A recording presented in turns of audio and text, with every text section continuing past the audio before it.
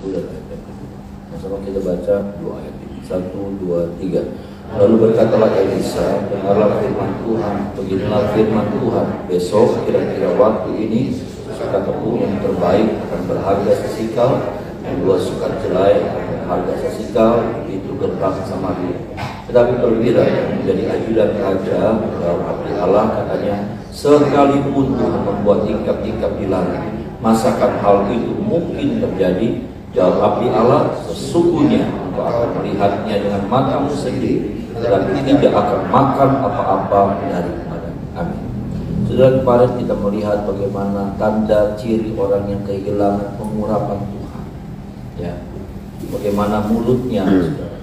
Ya, dia tidak lagi mampu berkata-kata dengan iman. Ya.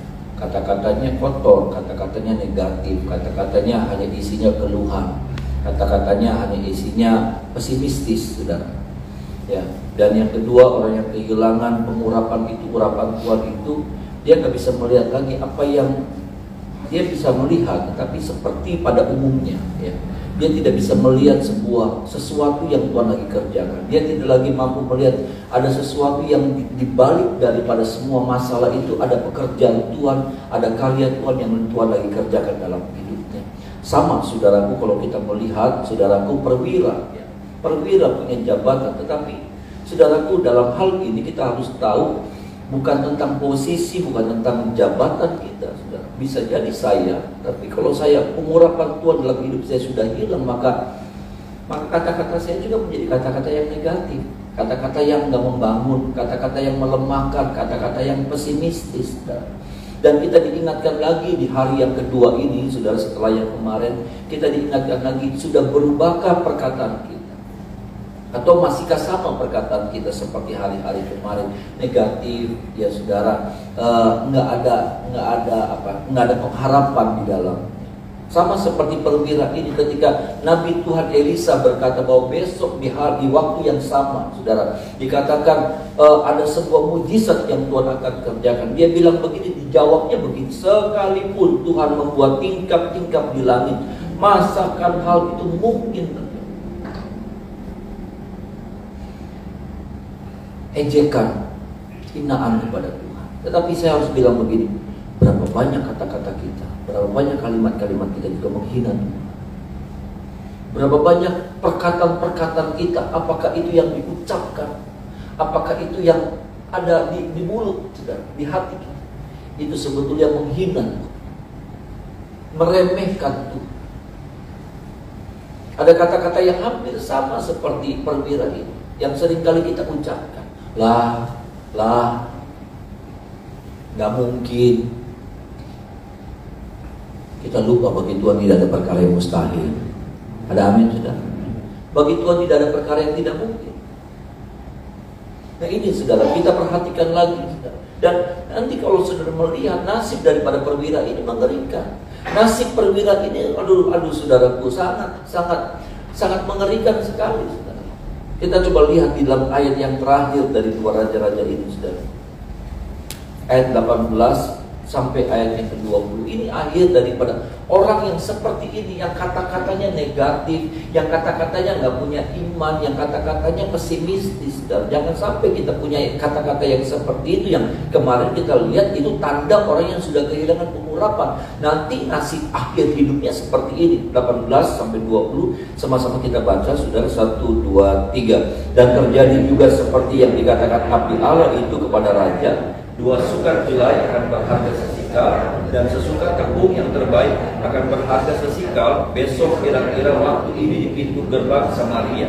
Pada waktu itu si perwira menjawab abdi Allah itu, sekalipun Tuhan membuat tingkap-tingkap di langit, masakan hal itu mungkin terjadi? Tetapi Elisa berkata, sesungguhnya engkau akan melihatnya dengan matamu sendiri, tetapi tidak akan makan apa-apa daripadanya. Ayat 20, demikianlah terjadi pada orang itu. Rakyat menginjak-injak dia di pintu gerbang.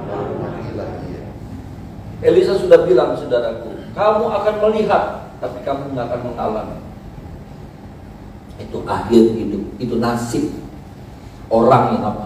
Orang yang nggak punya iman, orang yang kehilangan iman, orang yang kehilangan pengurapan, orang yang membiarkan kata-kata negatifnya ini terus. Karena dia cuma berdasarkan kenyataan hidup. Apa yang dia lihat, itu yang dia katakan. Dia tidak bisa melihat sesuatu di balik semuanya. Ada kebaikan Tuhan, ada kuasa Tuhan yang sedang bekerja, dia tidak mampu melihat. Dan saudara, cerita ini atau perkataan ini diulang lagi di akhir daripada pasal 7. Itu artinya apa? Penegasan. Itu artinya apa? Penekanan. Itu artinya apa? Sesuatu yang harus kita perhatikan sebagai orang percaya. Supaya apa? Supaya kehidupan kita jangan meniru sikap yang seperti ini. Ini sikap yang keliru. Ini sikap yang hanya membahayakan diri sendiri. Makanya diulang lagi di pasal yang sama, supaya kita memperhatikan baik-baik, kita merenungkan dengan sungguh-sungguh, supaya ketika suatu saat kita menghadapi sebuah masalah, pergumulan hidup, saudara, hal-hal yang tidak menyenangkan, bahkan hal-hal yang tidak mungkin, saudara, jangan sampai ini perkataan kita, perkataan yang negatif. Bisa bilang amin, saudara. Jangan sampai perkataan kita perkataan yang pesimistis. Sudahlah, ya udah kayak gini, prepare. Ya udah, terus mau gimana? Kita nggak bisa bilang kata-kata yang membangun diri kita sendiri. Tuhan pasti sembuhkan saya. Ada amin, saudara. Tuhan pasti tolong saya. Bagi Tuhan gak ada perkara yang mustahil. Bilu-bilu Tuhan Yesus sanggup menyembuhkan penyakit-penyakit saya. Di dalam nama Yesus saya pasti sembuh. Saya sudah sembuh. Di dalam kondisi ekonomi saudara yang tergoncang, saudara boleh bilang, dalam nama Yesus pasti ada jalan keluar, pasti ada pintu-pintu baru yang Tuhan sediakan buat saya. Ada amin, saudara. Harusnya seperti itu.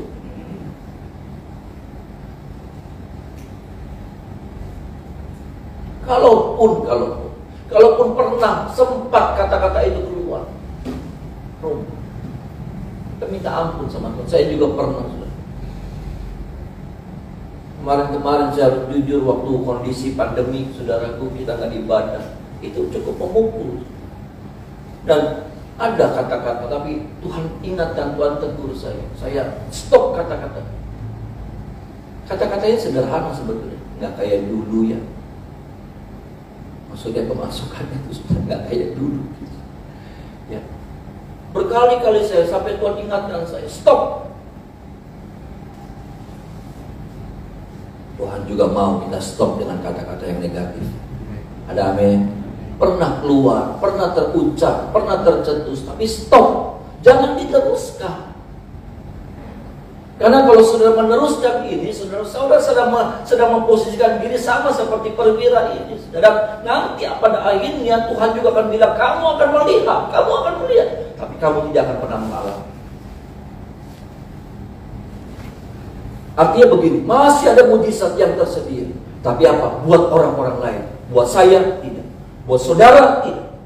Kalau apa? Kalau kita membiarkan kata-kata ini, kata-kata kotor, kata-kata negatif, kata-kata pesimistis ini, terus kita ucap. Akhirnya apa? Ada mujizat, terjadi mujizat. Tapi buat orang lain, bukan buat saya. Bukan buat saudara. Sungguhnya Tuhan sediakan mujizat itu buat saya dan saudara. Ada amin, saudara. Ini yang biarlah ini menjadi perenungan buat setiap kita mengingat ini, supaya apa? Di tengah-tengah situasi yang mungkin berubah, situasi yang tidak menyenangkan, saudara, hari-hari ke depan, tetap ada ucapan syukur. Ada amin, saudara. Tetap ada iman, perkataan iman yang kita ucapkan. Enggak, pasti ada pertolongan Tuhan. Ada amin, saudaraku. Pasti ada kebaikan Tuhan yang saya akan. Ini bagian yang pertama, Bapak Ibu Saudara. Bagian yang kedua kita masuk. Ayat yang keempat, saudaraku, sampai ayatnya yang ketujuh. Sama-sama kita baca ayat ini, saudara. Ayat 4 sampai ayat yang ketujuh. 1, 2, 3. Jika kita berkata, baiklah kita masuk ke kota, padahal dalam kota ada kelaparan, kita akan mati di sana. Dan jika kita tinggal di sini, kita akan mati juga. Jadi sekarang, marilah kita menyeberang ke perkemahan tentara Aram. Jika mereka membiarkan kita hidup, kita akan hidup. Dan jika mereka mematikan kita, kita akan mati.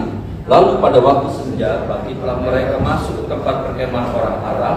Tetapi ketika mereka sampai ke pinggir tempat perkemahan orang Aram itu, tampaklah tidak ada orang di sana. Sebab Tuhan telah membuat tentara Aram itu mendengar bunyi kereta, bunyi kuda, bunyi tentara yang besar, Sehingga berkatalah yang seorang kepada yang lain, sesungguhnya Raja Israel telah mengubah raja-raja orang Het dan raja-raja orang Misraim melawan kita, supaya mereka menyerang kita. Karena itu bangkitlah mereka melarikan diri pada waktu senja, dengan meninggalkan kemah dan kuda dan keledai mereka serta tempat perkemahan itu. Dengan begitu saja mereka melarikan diri, menyelamatkan nyawanya. Saudara, kita melihat di sini, saudara, ya, ini pelajaran indah buat kita, Bapak Ibu Saudara. Ini pelajaran baik buat. Bagaimana ada dua orang kusta sebetulnya. Ya, saudara, dikatakan ada orang kusta yang saat itu, orang kusta yang keleleran, saudara. Ya, ada orang kusta itu keleleran, ya, saudara. Dia makan dari sisa-sisa makanan yang dibuang karena dia tinggal di luar kota. Ya, kota ini bertembok dan dia tinggal di luar. Tetapi Tuhan pakai dua orang ini untuk boleh menyelamatkan bangsa Israel. Karena saat itu saudara, mereka bilang begini, baiklah kita masuk ke kota, padahal dalam kota ada kelaparan. Kita akan mati, dan jika kita tinggal di sini, kita akan mati juga. Jadi sekarang marilah kita menyeberang ke perkemahan tentara Aram. Jika mereka membiarkan kita hidup, kita akan hidup. Dan jika mereka mematikan kita, kita akan mati. Kadang saudara, saya mau bilang bahwa kita seringkali berhadapan dengan situasi yang seperti itu. Maju kena, mundur kena. Ya saudara, ada istilah seperti itu yang kita kenal. Maju kena, mundur kena. Ya. Maju kena, berdiam juga kena. Tetapi ini saudara, ini yang jadi pelajaran buat kita. Orang kusta ini lebih memilih maju. Mereka bilang, udah maju aja. Kalaupun maju mati ya udah gak apa-apa. Saya berpikir hidup jadi lebih berharga, saudaraku, yang seperti ini. Maju mati nggak apa-apa, daripada dia mati jadi nggak berguna sama sekali. Berapa banyak kali kehidupan kita lebih memilih diem. Misalnya maju mati, menang mati, menang baik. Saya cuma bilang begini, saudara, maju lebih banyak kemungkinan yang bisa terjadi dalam hidup saya, dan saya bisa bilang amin, saudara. Kalau kita maju, lebih banyak kemungkinan yang baik, kemungkinan yang indah yang kita bisa alami ketimbang kita berdiam diri. Tapi berapa banyak orang yang lebih memilih ketika dia bilang begini, maju mati, diam mati, mana baik. Kalaupun sama-sama mati, maaf saudara, kayaknya hidup lebih berharga, saudara. Hidup kita lebih berharga, kematian kita jadi lebih bernilai. Pada waktu kita maju dan mati, ketimbang kita diam dan kita mati. Hidup jadi lebih berharga, hidup jadi lebih bernilai. Tapi berapa banyak kekristenan yang seperti itu, saudara, yang lebih memilih percuma, maju mati, dia mati, anggu apa? Anggu apa? Menang banget. Oh enggak. Masalahnya saya mau bilang begini, kalau saya dan saudara maju, ada kemungkinan yang lebih baik yang kita bisa dapatkan. Ada amin, saudara. Dan terbukti orang kusta ini maju dan apa? Ngalamin sesuatu yang hebat. Amin, saudara. Dia maju masuk ke dalam perkemahan orang Aram, bingung dia. Orang-orang kusta ini bingung. Kok kosong? Kok banyak makanan-makanan yang berhamburan, pakaian? Kalau kita maju, ada kemungkinan besar untuk kita mengalami yang namanya perubahan hidup. Kita mengalami terobosan dalam hidup. Kita mengalami mujizat dalam hidup ini. Ketimbang kita berdiam. Benar, ada kemungkinan juga pada waktu kita maju, kita mati.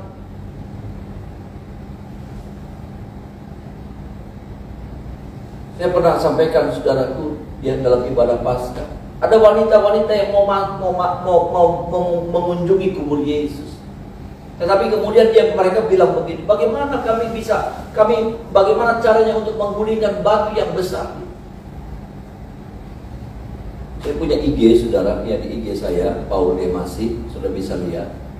Itu ada khotbah singkat 1 menit yang saya masukkan, saudara. Itu bagus buat saya, itu bagus, memberkati, nggak lama, saudara, cuma 1 menit saja. Ya, saudara. Ada wanita-wanita yang mau mengunjungi kubur Yesus, ya. Pada malamnya, sorenya Yesus mati, besok paginya mereka mau merempah-rempah. Tapi kemudian jadi pertanyaan besar buat mereka. Kenapa? Karena kubur Yesus itu ditutup dengan batu. Dan Alkitab berkata begini, batu yang sangat besar. Dan wanita-wanita ini, saudaraku, melihat nggak ada yang berotot, nggak ada yang kuat, semua wanita, semua punya keterbatasan. Mereka bingung bagaimana untuk menggulingkan batu yang sangat besar. Karena Alkitab memang bilang begitu, sudah bukan batu yang besar, tetapi Alkitab bilang batu yang sangat besar. Tapi apa? Adakah kemudian mereka menggagalkan, membatalkan rencana mereka? Nah, ada banyak orang-orang yang seperti itu. Ketika mereka mau maju, sudah maju di dalam Tuhan, tapi kemudian mereka melihat, mereka melihat batu besar itu masih menutup. Batu besar itu masih berdiri kokoh. Lalu akhirnya apa? Udahlah, percuma balik. Udah, gua apa?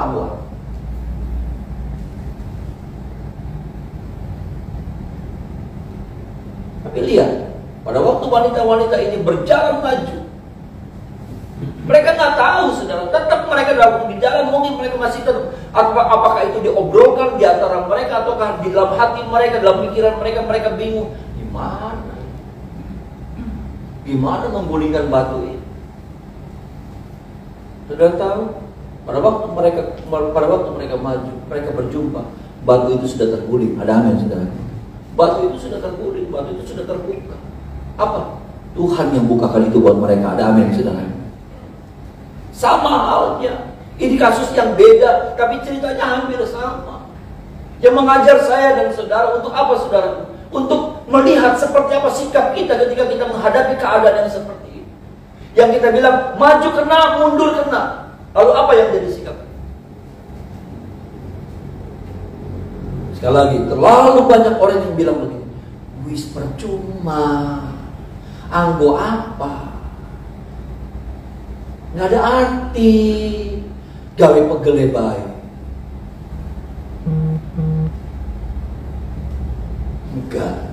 Enggak, saudara. Kalaupun saya mati, saudara mati, tapi kematian kita jadi kematian bernilai, saudara. Ada amin. Kalau saudara maju terus, tapi nggak dapat apa-apa, paling tidak hidup kita ini sudah bernilai. Kita nih maju, ya, bergerak lagi dalam bisnis, bergerak lagi dalam usaha, tapi kemudian gagal. Tapi paling tidak, ya saudara, nilai hidup kita nih jadi berharga. Ketimbang kita cuma menghadapi kenyataan yang buruk yang terus datang dan akhirnya mematikan. Ini menjadi perenungan buat setiap kita. Hari-hari ke depan, hari-hari yang sulit mungkin, hari-hari yang penuh dengan tantangan, hari-hari yang saudara sudah coba gagal lagi, coba gagal. Tapi Tuhan suka tuh, saudara. Tuhan suka kalau kita melangkah maju. Ada amin, saudara. Tuhan suka kalau kita nggak berdiam diri. Tuhan tuh menghargai, itu yang saya lihat. Tuhan tuh menghargai pilihan kita. Tuhan tuh menghargai usaha kita. Tuhan tuh menghargai apa? Seperti saudara tiap pagi doa pagi. Tuhan tuh saya lihat, saya mau bilang, Tuhan tuh sangat menghargai. Dan saya percaya, saudaraku, mungkin hari ini belum ada pertolongan, tetapi saya mau bilang begini, pasti ada pertolongan Tuhan yang datang buat saudara. Karena Tuhan menghargai usaha saudara. Tuhan menghargai perjuangan saudara. Ketimbang ada banyak orang yang lebih memilih enggak. Lalu kemudian ada orang bilang begini, jangan paksa. Wis, kamu aja kira baik.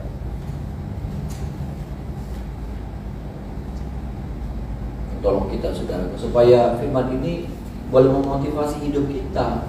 Ya. Karena sekali lagi kita diperhadapkan dengan kalimat itu, maju kena, mundur kena. Maju mati, mundur mati, diam mati. Dia masih mendingan maju. Dia ngalamin sesuatu, dia ngalamin terobosan.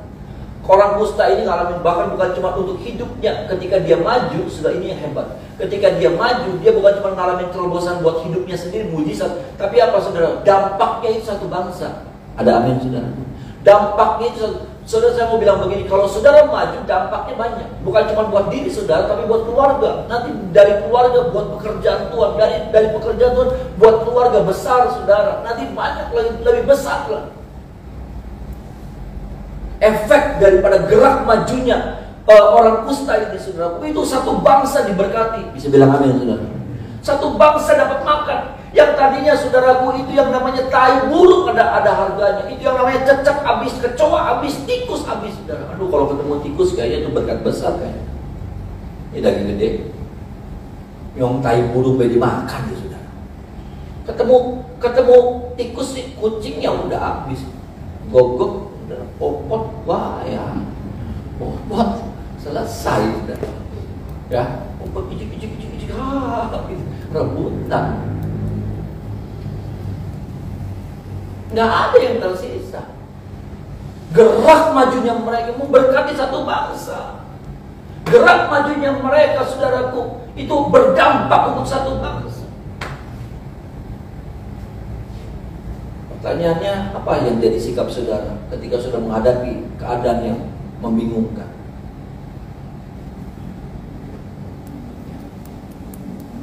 Sudah bilang begini, lah ibadah kita apa? Makin baik. Enggak. Lah, aku apa maju, apa diajakin orang usaha ya saudara. Aku apa usaha. Enggak, pasti ada dampak. Orang yang maju itu pasti ngalamin sesuatu yang indah, yang baik dalam hidup. Ketimbang apa? Ketimbang dia berdiam. Ketika dia cuma nongkrong, minum kopi pagi, siang ngopi, nanti siang makan siang, nanti tidur, nanti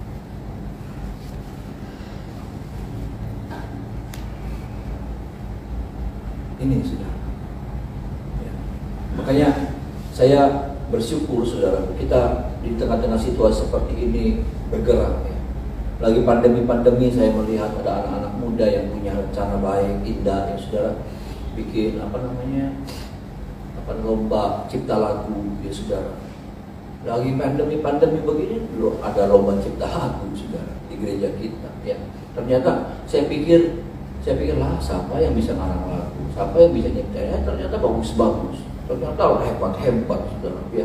Ternyata pengarang kita ya, anak-anak muda itu pengarang lagu yang luar biasa.